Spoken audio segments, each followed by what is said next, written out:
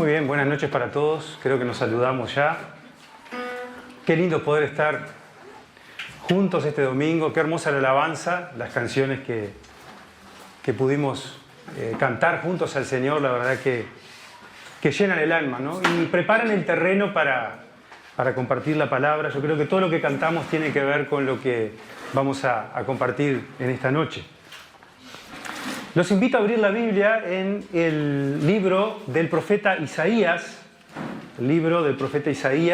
capítulo 1. Vamos a detenernos a pensar en esta noche en este capítulo.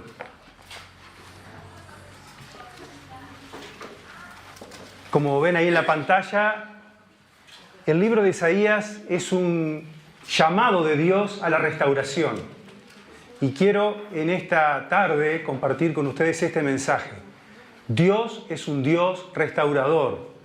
Dios es un Dios que quiere tomar nuestras vidas en sus manos y restaurarlas y transformarlas para su gloria. Así que el libro de Isaías es un libro que es un llamado a la restauración justamente. Vamos a pensar brevemente primero quién era Isaías, dar una pequeña reseña de este profeta.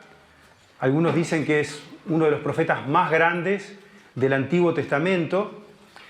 El libro de Isaías es un libro que lo podríamos definir como el Evangelio en el Antiguo Testamento, porque es el profeta que más habla de Cristo y de los sufrimientos de Cristo. Alguien ha dicho que si hubiéramos encontrado solamente Isaías como libro de la Biblia, sería suficiente para poder tener una revelación, ¿no? Bastante clara de lo que es el Señor Jesucristo. Nos habla muchísimo Isaías de la persona de Cristo, de la obra de Cristo. Isaías vivió aproximadamente unos 760 años más o menos, nació en el 760 a.C. Su nombre significa el Señor salva. Mire qué lindo título, ¿no? Su nombre significa, el nombre de él significa el Señor salva. Fue contemporáneo de algunos otros profetas, como el profeta Amós, el profeta Oseas, el profeta Miqueas. Nació en una familia aristocrática, o sea, en una familia de la alta sociedad de aquel entonces, y Isaías le tocó predicar en una época muy difícil del pueblo de Israel. Era una época de muchos cambios, porque ustedes saben que el pueblo de Israel, después de los tres grandes reyes que comenzaron los reinados, Israel fue gobernado inicialmente por tres grandes reyes, conocidos por la mayoría de nosotros: el rey Saúl, el rey David y el rey Salomón. Luego viene toda una época de transformaciones en este pueblo, y esta nación se empieza a dividir, ¿no? El pueblo de Israel se empieza a dividir y se divide en dos grandes reinos, lo que se llama el reino del norte, que eran las tribus. Ustedes saben que Israel estaba dividido en 12 tribus, y más o menos unas 10 tribus conoce como el reino del norte, o también específicamente como el reino de Israel.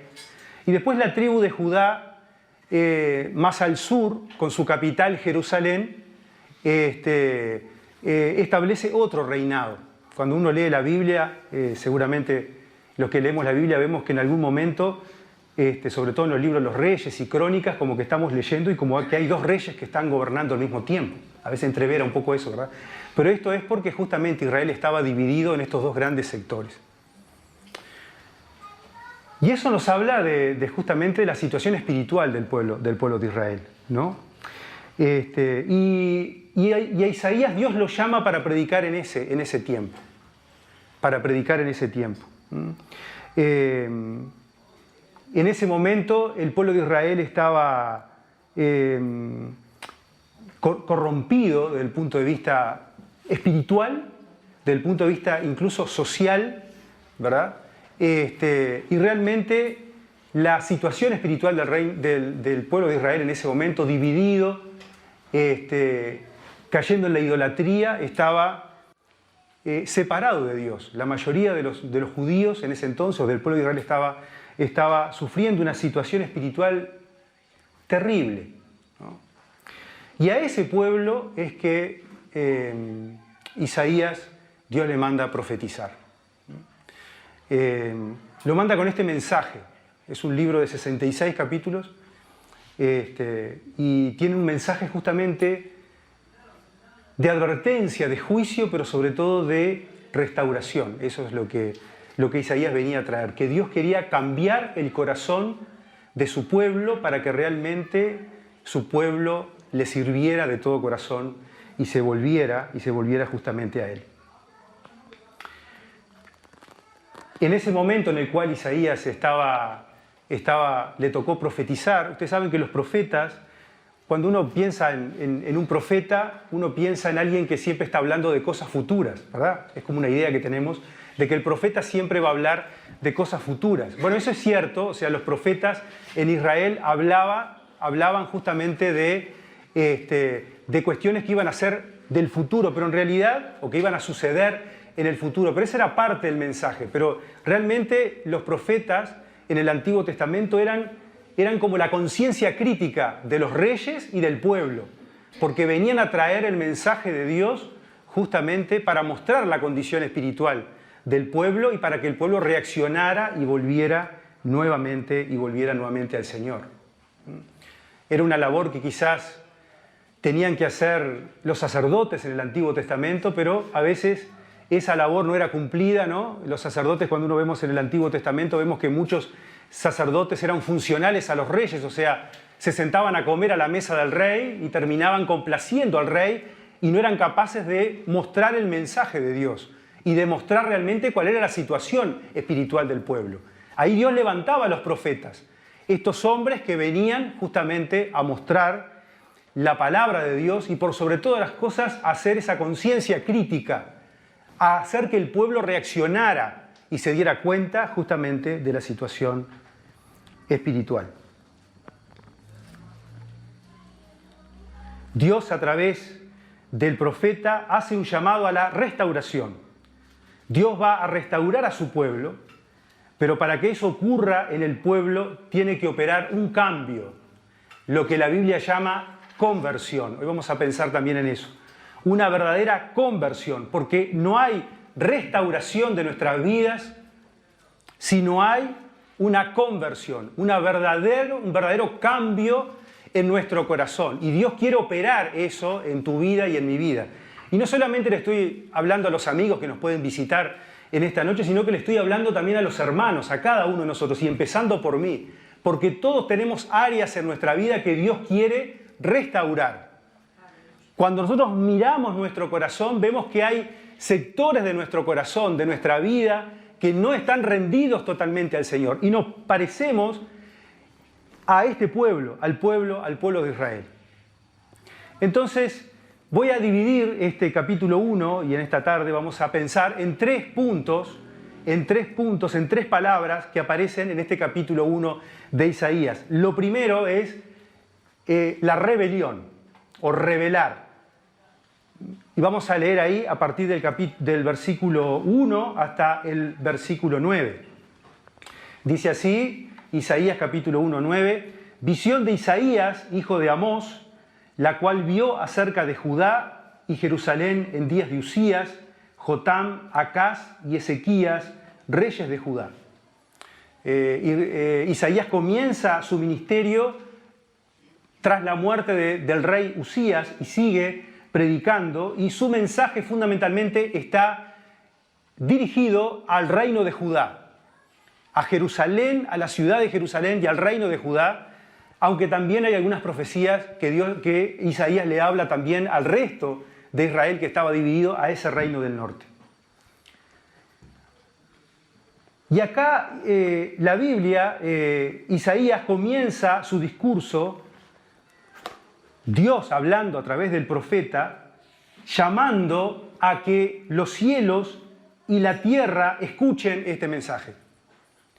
Y dice en el versículo 2, oíd cielos y escucha tu tierra, porque habla Jehová. Va a hablar Dios a través del profeta Isaías. Crié hijos y los engrandecí, y ellos se rebelaron contra mí.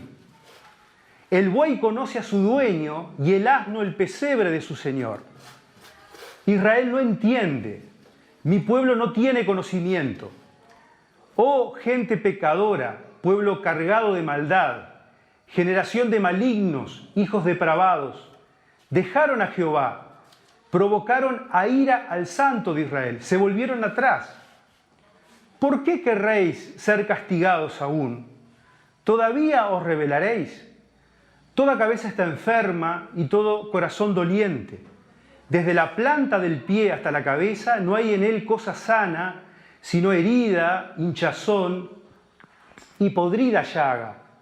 No están curadas ni vendadas ni suavizadas con aceite. Vuestra tierra está destruida, vuestras ciudades puestas a fuego, vuestra tierra delante de vosotros, comida por extranjeros y asolada como asolamientos de extraños. Y queda la hija de Sión como enramada en viña y como cabaña en melonar, como ciudad asolada. Si Jehová de los ejércitos no nos hubiese dejado un resto pequeño, como Sodoma fuéramos y semejantes a Gomorra. ¿Qué mensaje trae Isaías a este pueblo? Y Dios lo que nos quiere mostrar es que Dios convoca a toda la creación, a todo el universo, para mostrar cómo estaba el corazón de su pueblo. Específicamente, Isaías le está hablando al reino de Judá y específicamente a la gente que vivía en Jerusalén, la capital, que por otra parte vivían en un estado, digamos, sobre todo las autoridades, vivían en un estado de opulencia y de corrupción económica y espiritual, ¿no? Y había, en este tiempo, era tanta incluso el pecado, ¿no? Y cómo las autoridades, los reyes que estaban reinando y todos sus séquitos vivían en tremenda riqueza, y muchos de los propios judíos, de los propios hermanos del pueblo, estaban viviendo en profunda pobreza. Y se habían olvidado de los huérfanos, y se habían olvidado de las viudas, y se habían olvidado de los extranjeros, de los débiles, aquellos a los cuales Dios específicamente había mandado al pueblo que tenían que tener especial cuidado. Y Dios se enoja contra esta actitud del corazón de ellos. Y llama a todo el universo y nos dice también a nosotros, y nos empieza a mostrar, hermanos, cuál es la condición de nuestro corazón. Y fíjense que dice, acá es un padre que está hablando, y dice, crié hijos y los engrandecí, o sea, los hice crecer, les permití que crecieran. ¿Y qué pasó con estos hijos? Dice, se rebelaron contra mí. Y así cada uno de nosotros de alguna manera nos hemos rebelado contra Dios. Y aunque aunque ya somos algunos de los que estamos acá, la mayoría cristianos, pero muchas veces también puede haber rebeldía en nuestro corazón. O quizás estamos lejos del Señor. Y el Señor nos está llamando para que volvamos nuevamente a la comunión con Él. Y lo primero que nos muestra aquí el profeta, justamente, dice, crié hijos y los engrandecí, y ellos se rebelaron contra mí. Y Dios le está hablando a toda la nación, pero le está hablando a todo el mundo, nos está hablando a nosotros. Ustedes saben que Dios creó a toda la humanidad. Y Dios eligió un pueblo, al pueblo de Israel, como su pueblo terrenal en la tierra. Y lo colmó de bendiciones. El pueblo de Israel tuvo el privilegio, y tiene el privilegio, y tuvo en este momento de la historia el privilegio de ser el pueblo terrenal de Dios. Dios lo liberó de la esclavitud de Egipto, lo sacó maravillosamente con tremendos milagros, lo alimentó en el desierto, le dio una tierra hermosa, lo colmó de bendiciones. Y algunos de ustedes o nosotros podríamos pensar, ¿cuál es la actitud que puede tener un hijo cuando frente a un padre o frente a una persona que te colma de bendiciones? ¿Qué es lo que nos queda por hacer? Y entregar nuestra vida, ser agradecidos. Pero sin embargo Dios tiene que mirar a su pueblo y decir estas palabras, crié hijos, los hice crecer, los engrandecí, ¿Y ellos qué hicieron? Se rebelaron contra mí. Y esta es la condición de cada uno de nosotros.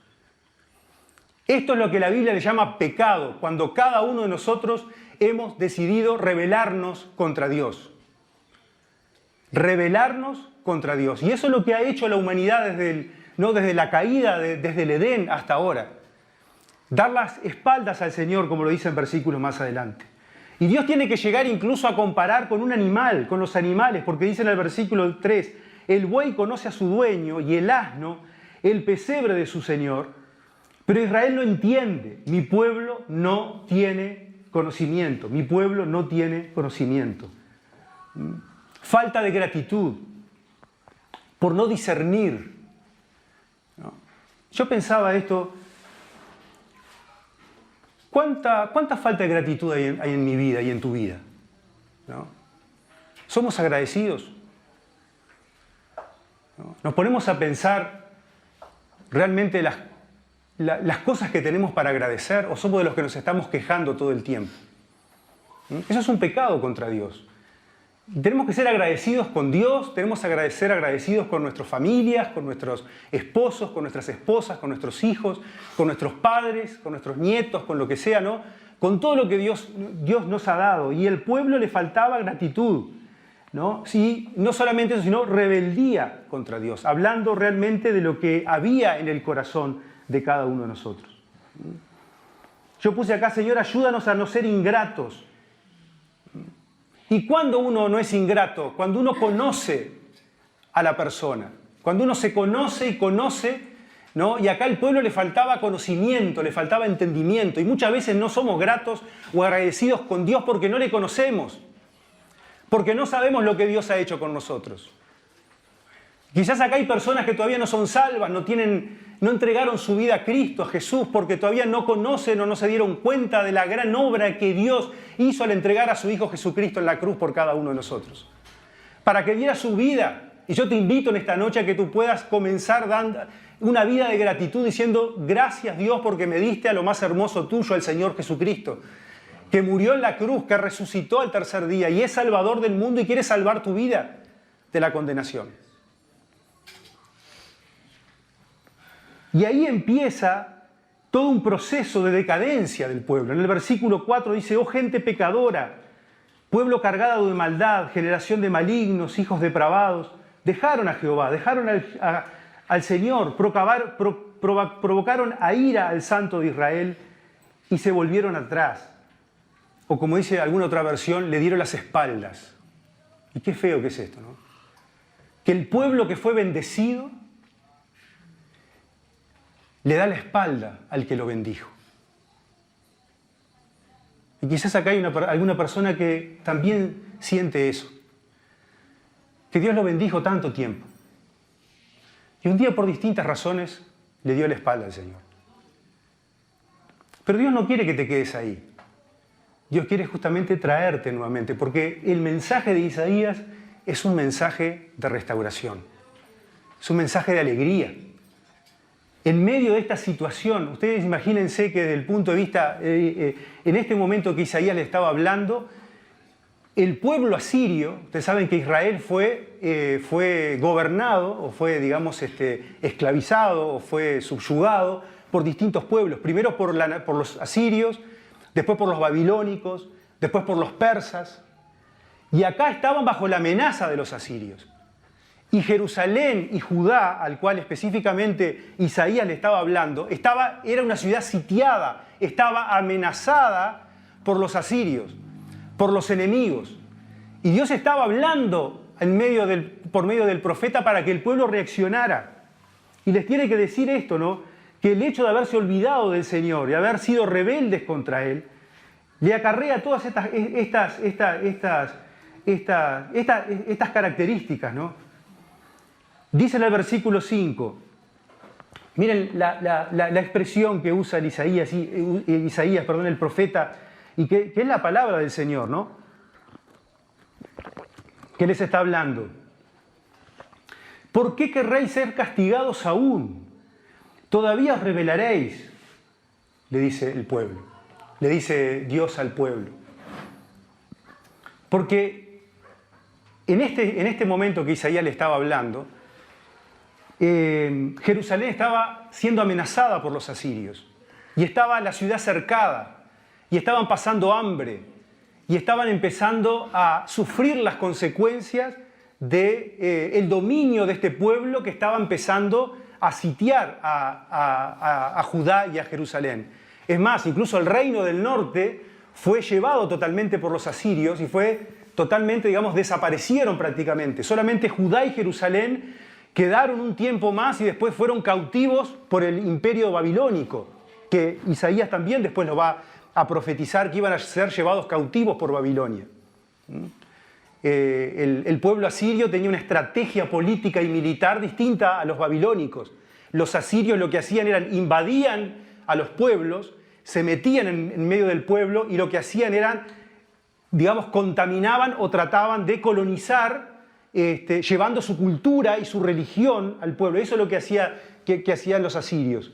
Los babilónicos, al revés, los babilónicos tenían otra estrategia, llevaban al pueblo cautivo hacia la ciudad y Judá después, más adelante, iba a ser llevada cautiva a Babilonia, ¿no? Y la Biblia habla muchísimo de ese periodo tremendo de la cautividad. Pero Jerusalén estaba sitiada, Jerusalén estaba sufriendo, Jerusalén estaba enferma y con corazón doliente, y dice que en el versículo 6 que desde la planta del pie hasta la cabeza no hay en él cosa sana, sino herida, hinchazón y podrida llaga. No están curadas ni vendadas ni suavizadas con aceite.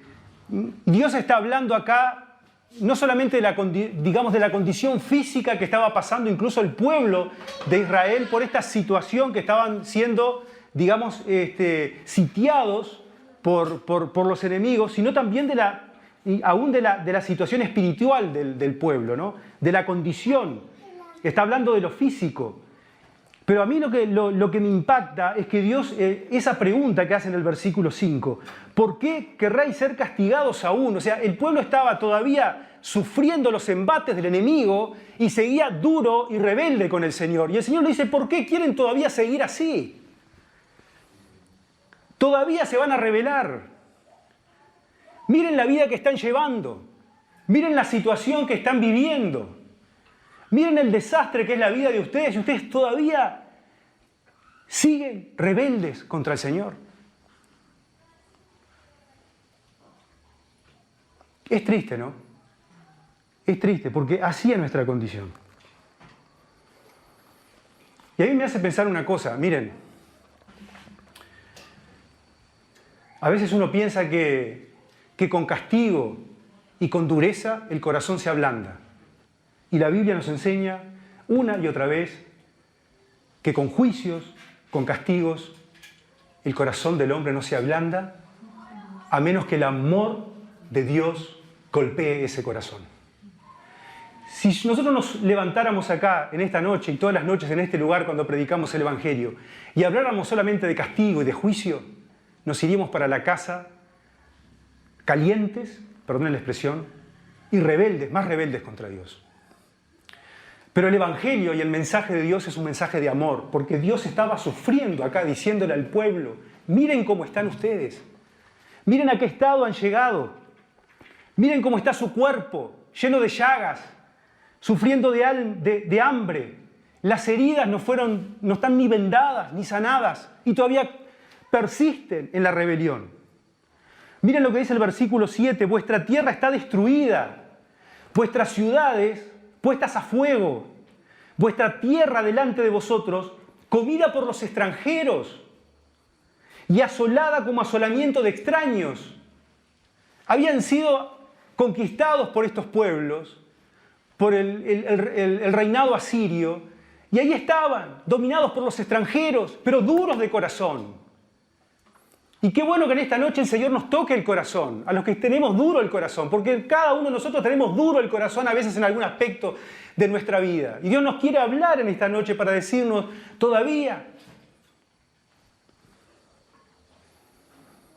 Y dice el versículo 8, y queda la hija de Sión como enramada en viña y como cabaña en melonar, como ciudad asolada.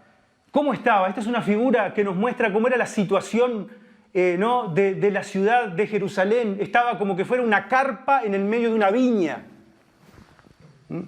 O que fuera, como dice acá, usa esta figura Isaías, ¿no? Como una cabaña en el medio de una gran plantación de melones, sola, rodeada del enemigo y sin reaccionar. Sin reaccionar. Pero Dios quiere golpear nuestro corazón. Con amor. No con juicio. El juicio es certero. Es real porque Dios es justo. Pero en esta noche y durante todos los tiempos, Dios proclamó muchas veces juicio, ¿sí? Castigo, ¿no? Disciplina. Pero por sobre todas las cosas Dios proclamó siempre amor, gracia, misericordia, para doblegar ese corazón, para tocar nuestro corazón.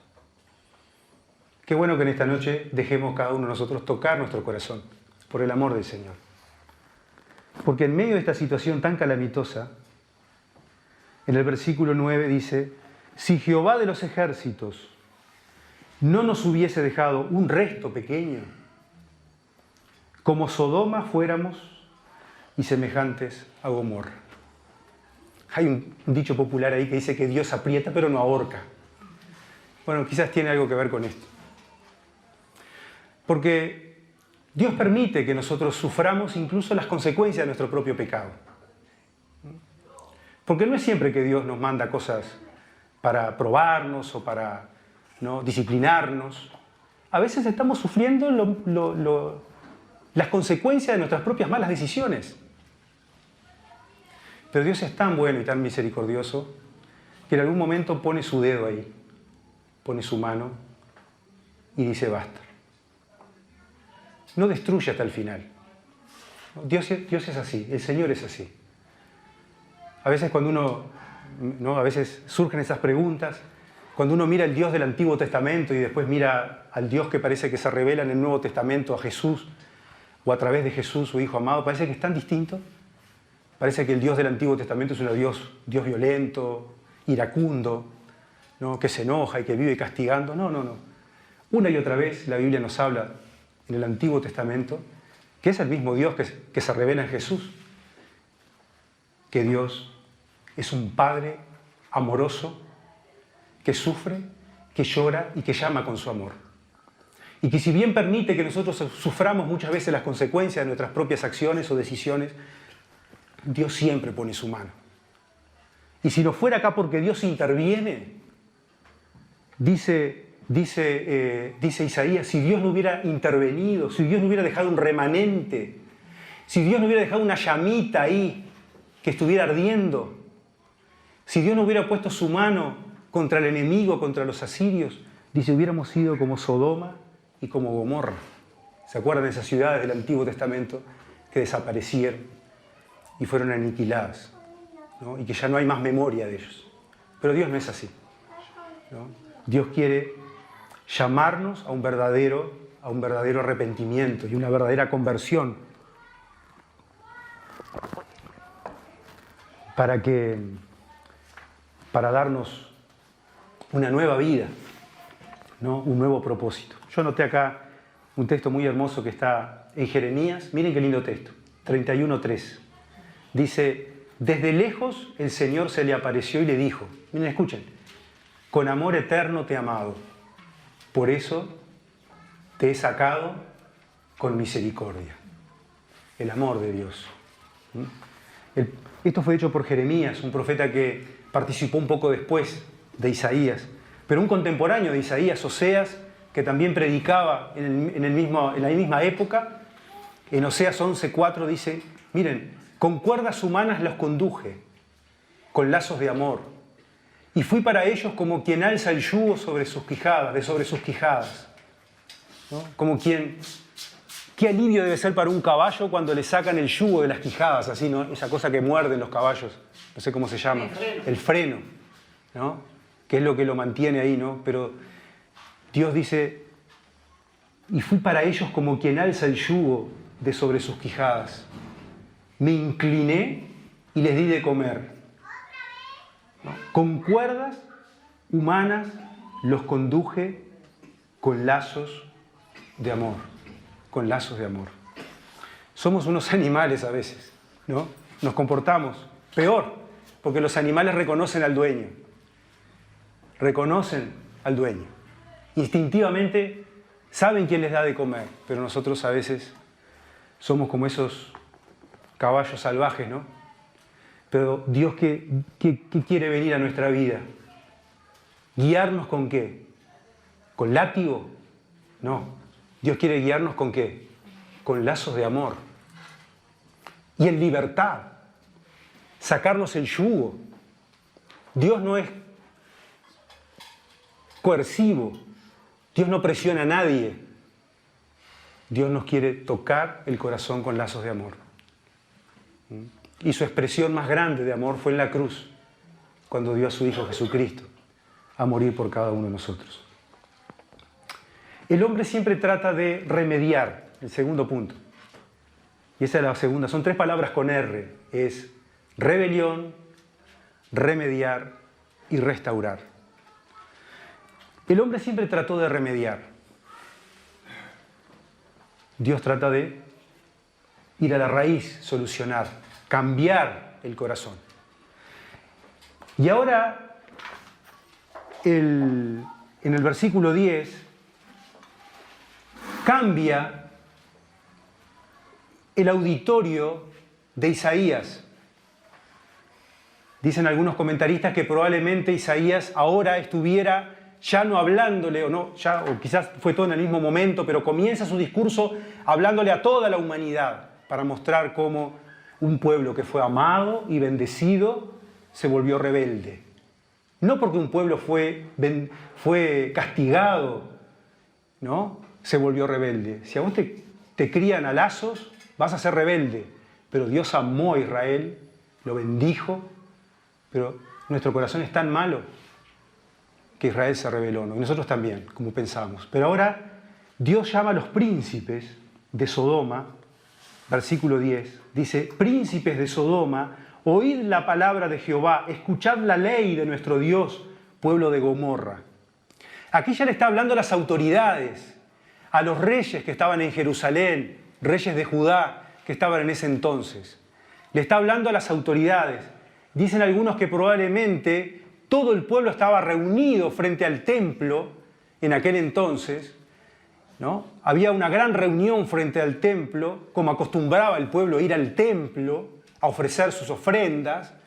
E Isaías se levanta y da este mensaje. Porque cuando el ser humano se aparta de Dios, automáticamente busca y empieza a sufrir las consecuencias de sus propios pecados. No quiere darse vuelta a Dios, porque nos cuesta humillarnos delante del Señor, y empezamos a tratar de remediar o de remendar la situación. Y ahí es donde surge la religión. Por eso hay tantas religiones en este mundo. ¿Estamos de acuerdo? Porque el hombre ha tratado de alguna manera de remediar su situación espiritual con Dios, porque hay un sentido de eternidad en el corazón del hombre, y de alguna manera lo ha tratado de remediar, pero no realmente con una verdadera conversión y un darse vuelta al Señor en humillación y decir: Señor, entrego mi vida a ti, te reconozco. Y acá el profeta comienza a hablarle al pueblo, probablemente todos en el templo ahí, y los gobernantes, y los dice, versículo 11, ¿para qué me sirve, dice Jehová, la multitud de vuestros sacrificios? Porque así tratamos de remediar la situación, ¿no? Sí tratamos de remediar.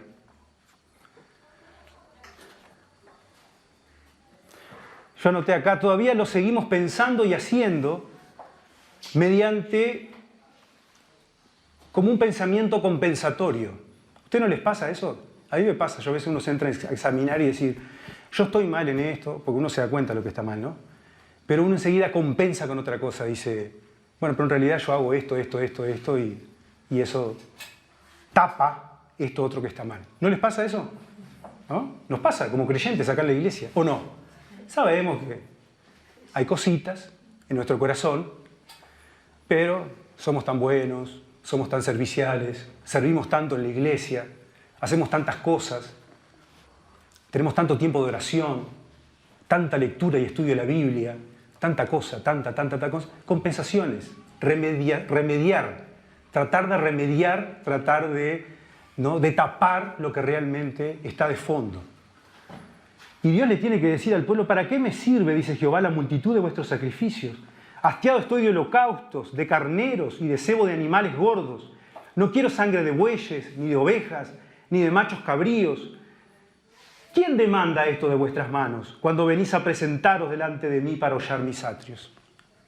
Es verdad que en el Antiguo Testamento Dios había establecido toda una serie de rituales, pero rituales sin el corazón no sirve para nada. Es liturgia vacía.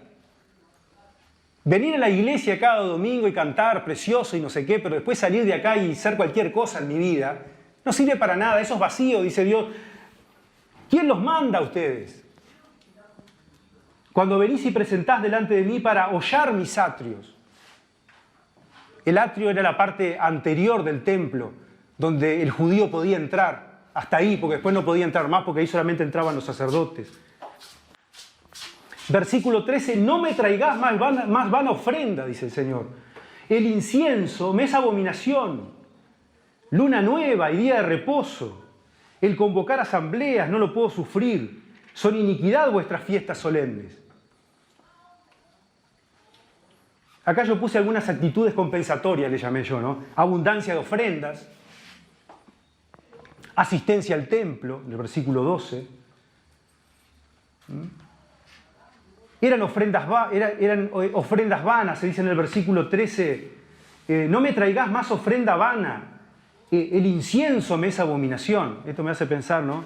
El incienso siempre en el Antiguo Testamento es eso, ¿no? Ese perfume que se ponía en el templo y que evocaba o hacía pensar al judío cuando estaba en el templo la presencia de Dios, el perfume, ese humo que llenaba del incienso. Y a veces somos así, ¿no? Creemos que con humitos, con cositas, vamos a compensar el problema de fondo de nuestro corazón. La presencia de Dios. ¿Cuánta gente de repente dice, la presencia de Dios, estuve en la presencia de Dios, pero después no, nos puede pasar a nosotros, nos pasa. Y salimos después ahí y decimos cualquier cosa, o tomamos cualquier decisión sin consultar al Señor. El versículo 13 dice, la luna nueva y el día de reposo, el convocar asambleas, las multitudes, ¿no? Las multitudes. La aprobación de las mayorías, ¿no? Esa cuestión de que, me siguen tantos, o hacemos lo que hace la mayoría, somos tantos. No quiere decir que sea siempre así, ¿no? Pero quizás los gobernantes verían esa cantidad de gente, de judíos que estaban ahí, acercándose al templo, y dirían, bueno, tenemos la aprobación de la mayoría. Quizás el judío común venía y decía, somos miles acá en el templo del Señor. Pero después, ¿qué era la vida de ellos? Desastre. Un desastre. Un desastre. Cuando extendáis vuestras manos, dice Dios, yo esconderé de vosotros mis ojos. Asimismo, cuando multipliquéis la oración, yo no oiré. Llenas están de sangre vuestras manos. Había homicidios, había asesinatos. Socialmente era un desastre Israel en ese momento. Pero por sobre todas las cosas, una de las cosas que Dios y que los profetas menores sobre todo hablaron siempre es ese descuido por el amor al prójimo, por las necesidades, incluso hasta materiales de los hermanos, de los propios judíos. A eso realmente a Dios le dolía mucho que no se atendieran las necesidades, que hubiera pobres en Israel. Dios había establecido leyes para que no faltara la comida. Pobres iban a haber siempre, pero que no faltara la comida. No podía haber hambre en un pueblo guiado por Dios. Y sin embargo había reyes que la pasaban bomba. Y el pueblo de Israel y el pueblo común estaba muriendo de hambre. Y estos señores creían que estaba bárbaro. Y las oraciones no eran contestadas. ¿Por qué? Porque están llenas de sangre vuestras manos. Yo puse acá vuestras lunas nuevas, vuestras fieles y solemnes, tienen aborrecidas mi alma. Y esto me hace pensar, yo anoté acá, personas moralmente correctas y estrictas. A veces somos así. Somos moralmente correctos, somos estrictos y creemos que eso es suficiente. Hasta legalistas. Pero Dios no quiere eso. Y con eso tratamos de compensar o tapar, de remediar el problema del corazón. ¿Y Dios qué dice en el versículo 16? Lavaos y limpiaos y quitad la iniquidad de vuestras obras delante de mis ojos. Dejad de hacer lo malo. Aprended a hacer el bien. Buscad el juicio. Restituid al agraviado. Haced justicia al huérfano. Amparad a la viuda. Eso es lo que tenía que mostrar realmente el pueblo. ¿Y que mostraría eso qué cosa? Cuando alguien muestra esas virtudes de amor al prójimo es porque hay algo en el corazón de esa persona. Dios está ahí obrando. Dejamos de pensar en nosotros ¿para qué? Para pensar en los demás. Porque ahí está el cumplimiento de todos los mandamientos. El apóstol Pablo termina diciendo que el mandamiento que resume todos los mandamientos no es amar a Dios con todo el corazón y con todo. Es amar a tu prójimo como ¿quién? Como a ti mismo. Porque nadie puede amar a Dios o decir que ama a Dios si no es capaz de amar a un hermano o amar a su prójimo. Ahí se resume todo. A veces nos llenamos la boca que amamos al Señor. Esto pasaba con el pueblo, pero había gente que estaba pasando necesidad. Aprended a hacer el bien, buscad el juicio, rectitud al agraviado. Versículo 17 estoy diciendo, hacer justicia al huérfano, amparad a la viuda. Y dice el versículo 18, venid luego, dice Jehová, y estemos a cuenta. Si vuestros pecados fueren como la grana, como la nieve serán emblanquecidos. Si fueren rojos como el carmesí, vendrán a ser como blanca lana.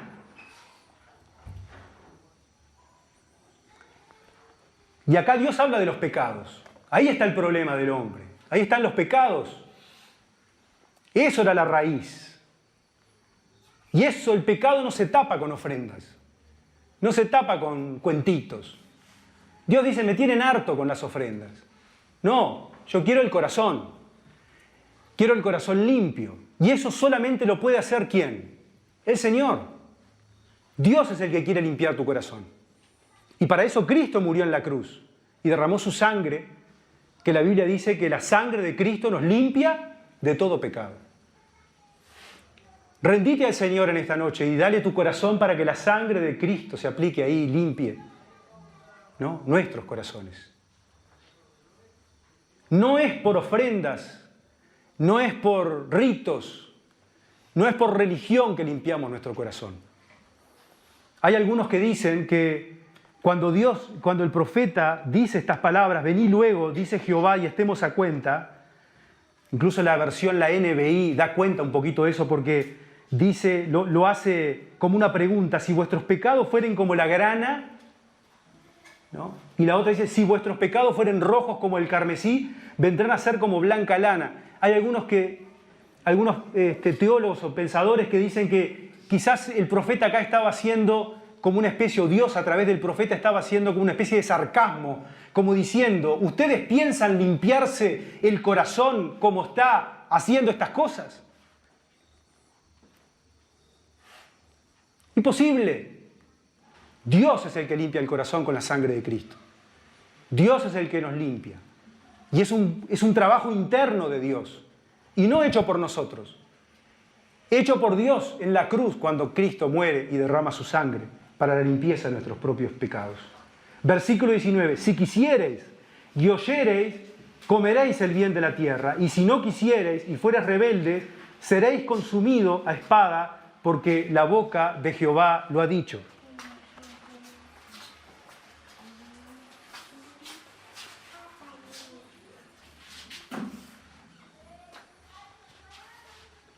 Y acá en este versículo justamente nos muestra este veredicto que Dios dice. Versículo 19 y versículo 20. Si quisiereis y oyereis, comeréis el bien de la tierra. En esta noche, ¿hay alguien aquí que quiere empezar a comer el bien de la tierra?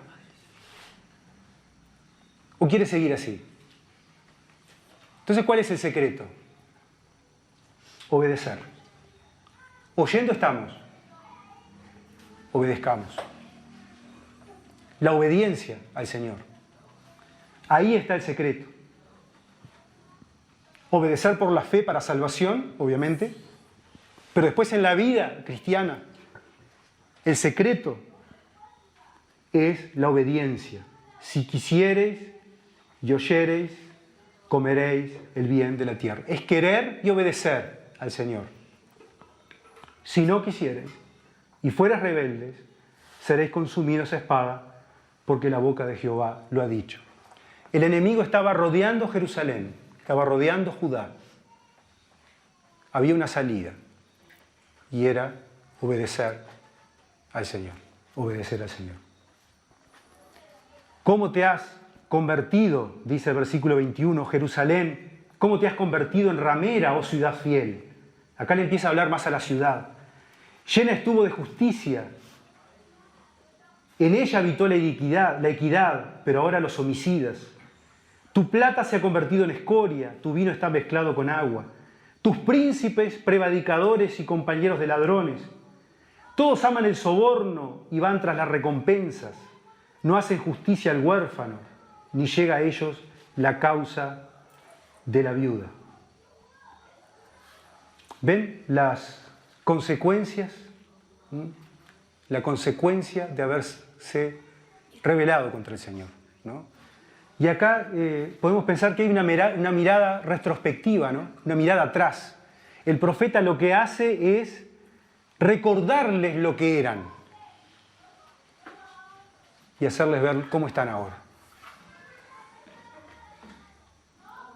Era una ciudad fiel, pero ahora se había convertido en una ciudad infiel, en una ramera, hace referencia a esto, a la infidelidad. Era una ciudad que estaba llena de justicia y que había habitado la equidad, pero ahora homicidios. Era una ciudad que refulgía como la plata, pero ahora estaba llena de escoria. Era una ciudad que ofrecía vino puro, limpio, sabroso, pero ahora era una mezcla de cosas que no servían para nada, que no satisfacían. Entonces, eso me hace pensar en mi vida y en la vida de cada uno de nosotros. Quizás acá hay alguien que está en esta situación así, ¿no? Que quizás está volviendo al Señor o cada uno de nosotros, ¿no? Como decíamos, tenemos aspectos en nuestra vida que tenemos que restaurar. Y que uno mira para atrás y dice, yo perdí esto. Yo antes tenía esto. Antes hacía esto. Antes dedicaba tiempo a esto. Es cosa del Señor, ¿no? Antes estaba, ahora no estoy. Antes salaba, ahora no salo. Antes era como el vino que daba alegría, ahora respira tristeza en mi vida. Mezcla. Porque es así, cuando nos rebelamos y nos vamos al Señor, ¿dónde vamos a ir a pescar? ¿Dónde vamos a ir a comer? Al mundo. ¿Qué ofrece el mundo? Nada. Siempre me hace pensar aquellas palabras que dijo Noemí, ¿se acuerdan? Yo me fui llena y ahora como vine, vacía. Ella creía que se había ido vacía. No confió en el Señor. Se fue a otras tierras, le fue mal. Pero lo bueno de todo esto es que Dios es tremendo. Porque Dios, ahí está, como ese Padre amante que golpea nuestro corazón con su amor para que volvamos plenamente a Él. Por tanto, dice el Señor, Jehová de los ejércitos. Qué lindo este por tanto. Dice, ea, tomaré satisfacción de mis enemigos. Versículo 24. Me vengaré de mis adversarios. Para los adversarios, ellos van a tener su juicio, su recompensa. Pero para la ciudad, para el pueblo, Dios va a hacer una obra en el corazón. Una obra nueva. Versículo 25. Y volveré mi mano contra ti, y limpiaré hasta lo más puro de tus escorias, y quitaré todas tus impurezas. Este volver mi mano contra ti no es una mano de castigo, es una mano de trabajo, ¿sí? Sí, Carlos, si lo puedo leer en la versión esta. Dale, sí. Dice, basta ya, ustedes son mis enemigos, y voy a castigarlos. Borraré todos sus pecados, como quien quema basura y como quien quita una mano. Exactamente. Dios iba a trabajar en ese pueblo, quizás de alguna manera un poco dura, pero siempre con lazos de amor, como decía el Señor, ¿no? Y volveré mi mano contra ti, limpiaré hasta lo más puro de tus escorias y quitaré toda tu impureza. No iba a ser fácil este proceso, porque Judá acá el profeta empieza a hablar de cosas que en realidad se van a concretar totalmente después en el futuro. Israel después iba a terminar, el reino del norte prácticamente diseminado, desapareció de la tierra. Judá fue lo que quedó, de ahí viene la palabra que ahora los israelitas le llamamos judíos. Fue llevado cautivo a Babilonia, pero después regresa, ¿no? Y va a comenzar el tiempo en el cual Dios iba a restaurar todas las cosas. Pero si bien esta promesa es una promesa que traspasa los tiempos, que todavía hay cosas que se están por cumplir para Israel, pero son cosas que iban a tener cumplimiento más cercano, y es una lección para nosotros, para lo que Dios quiere hacer con nosotros en nuestra vida.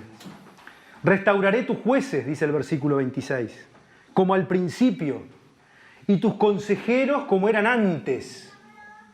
Entonces, versículo 26, te llamarán, esto me encanta, te llamarán ciudad de justicia, ciudad fiel. ¿Qué pasó ahí? ¿Qué pasó ahí? Es el obrar de Dios en el corazón de su pueblo, que iba a ser una transformación de tal manera que esta ciudad que era infiel, ramera, este pueblo que era rebelde, ahora iba a entregar su corazón al Señor, y el Señor iba a obrar de tal manera que esa ciudad iba a ser llamada ciudad de justicia y ciudad fiel. Amén. Sión será rescatada con juicio y los convertidos de ella con justicia. Y esto me hace pensar que el rescate, Dios quiere rescatar nuestra vida. Dios quiere perdonar nuestros pecados, pero como ya lo hemos dicho, Dios no lo hace de balde. Todo tiene un costo. Y como sabemos, el costo, ¿quién lo pagó? ¿Nosotros? No. El costo lo pagó el Señor. El mismo Dios sale al encuentro del ser humano y paga la fianza, paga el rescate, a través de ofrecerse en la persona de su Hijo Jesucristo en la cruz por cada uno de nosotros.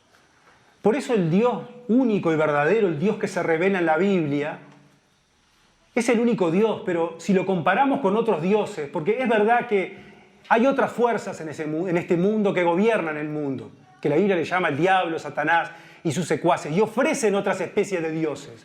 Pero ¿qué Dios como nuestro Dios? ¿Qué Dios como el verdadero Dios? Ese Dios que se entrega en la persona de su Hijo Jesucristo y muere por amor a cada uno de nosotros, para revelarnos la justicia de Él, para darnos el perdón, porque dice que en el Evangelio de Dios, en el Evangelio se revela la justicia de Dios. Dios perdona, Dios limpia, Dios restaura, pero a un alto costo. El de la muerte de su Hijo allí en la cruz. Y es lo que estamos ofreciendo en esta tarde. Esta restauración en el Señor. Judá iba a ser restaurada, pero la restauraré, dice que con juicio, y los convertidos de ella con justicia. Y acá hay una palabra que me quería detener, y que tiene que ver con esta última palabra, que es la palabra restaurar. Acá ya estamos hablando del último punto de esta tarde y es la restauración, justamente. Pero acá se habla de quién, de los convertidos, de los convertidos. Y quería detenerme un minuto simplemente a pensar en eso. ¿Quiénes van a disfrutar de esto? Es un obrar de Dios. ¿Cuál es nuestra parte? La conversión, el convertirnos, el darnos vuelta. La palabra conversión implica arrepentimiento y fe. ¿Y arrepentimiento qué quiere decir? Sentir pesar por mi rebelión contra el Señor. Y no solamente eso, sino un darme cuenta. La palabra arrepentimiento en la Biblia, en el Nuevo Testamento, es una palabra que significa metanoia, que tiene que ver con el cambio en la manera de pensar. Y es un cambio que Dios obra en nosotros, pero nosotros tenemos que estar dispuestos a darnos cuenta y arrepentirnos de nuestros pecados, reconocernos pecadores delante de Dios y sentir pesar por eso.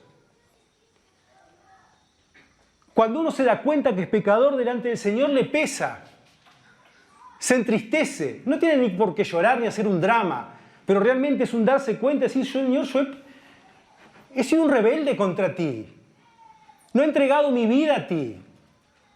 Y eso pesa en el corazón, es una tristeza. Pablo le habla a los corintios en 2 Corintios capítulo 7 y le dice que allí les habla a los corintios. Pablo les tuvo que hablar con cartas muy fuertes para que los corintios se convirtieran, se arrepintieran, se dieran cuenta de unos errores que estaban cometiendo. Y dice que esa carta fue tan dura que produjo tristeza en el corazón.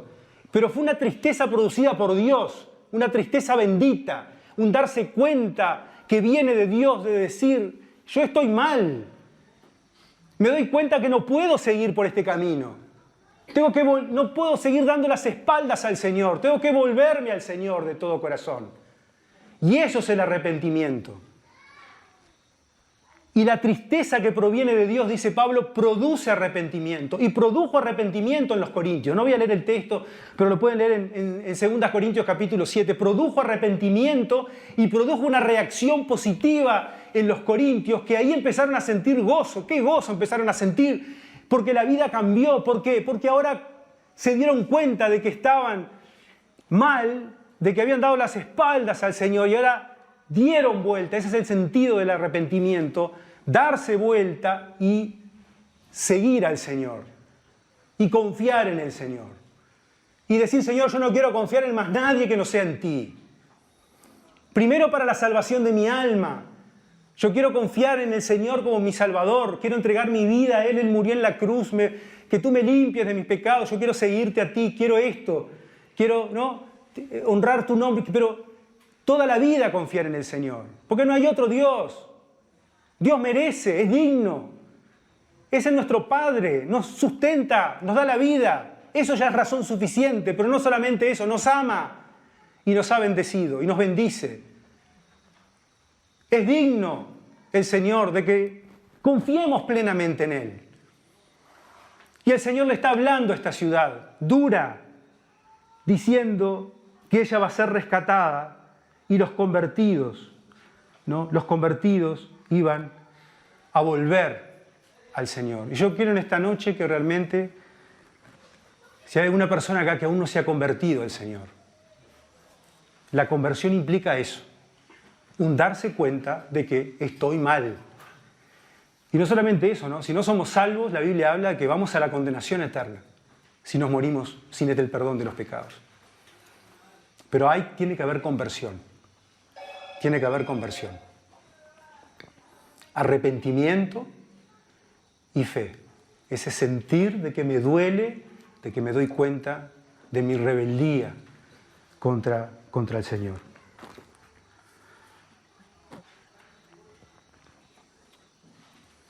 La mano del Señor para restaurar nuestra vida, porque Dios es perdonador, pero Dios es justo.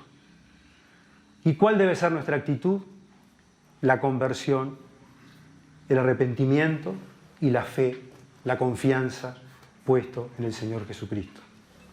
Dice Pablo cuando le escribió a los tesalonicenses, pues ellos mismos cuentan acerca de nosotros, de la acogida que tuvimos por parte de ustedes y de cómo se convirtieron de los ídolos a Dios para servir al Dios vivo y verdadero. Esto les pasó a los creyentes de Tesalónica. Se convirtieron, dejaron de servir a sus dioses. ¿Para quién? Para servir a Dios. Porque seguir a Cristo implica un compromiso. Esto yo quiero para terminar. Y esto tiene que ver con la conversión. Cuando una persona se convierte realmente es porque realmente el pecador arrepentido no solamente se siente triste, ¿no? O ese pesar que habíamos dicho, sino que por la gracia de Dios tenemos que romper con nuestra antigua vida. Tenemos que romper con el pecado. Creyentes que aceptan al Señor o tienen una especie de sentimiento, pero no hay cambio en su vida y siguen viviendo de la misma forma. Eso no es conversión, porque no hubo arrepentimiento, no hubo pesar, no hubo reconocimiento de que estoy mal delante del Señor. Entonces ahí nada va a cambiar, puede ser como una pintura nada más por arriba. Pero la persona que realmente siente que está en falta delante del Señor y le pesa, realmente, por la gracia de Dios y por el poder que nos da Dios, rompe con la antigua vida, rompe con la vida de pecado. No quiere decir que no vaya a pecar más, pero ahora está dispuesto, con la ayuda del Señor, a vivir una vida que le agrada a Él, que le agrada al Señor. Si esto no ocurre en nuestras vidas, entonces no tendremos una fe genuina. Seremos como estos judíos que se presentaban frente al templo y después se iban y hacían cualquier cosa por su vida. Donde no hay arrepentimiento genuino, no hay fe genuina. Por lo tanto, no hay salvación.